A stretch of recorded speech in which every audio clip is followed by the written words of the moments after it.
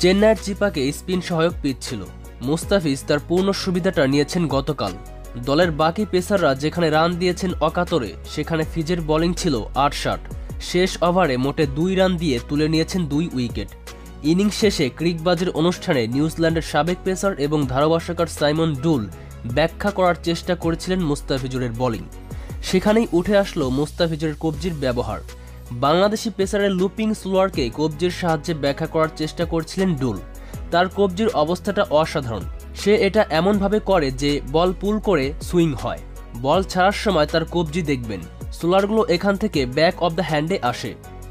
তখনই ভন যোগ করেন মুরালি ধরনের কথা, অনেকটা মুরালির মতো। তার কবজি, কাঁধ, কুনুই অনেকটা মুরালির মতোই। এরপরে ডুল যোগ করেন মুস্তাফিজুর লুপিং আর সুইংয়ের কারণে তার বল খেলাটা রীতিমতো অসম্ভব।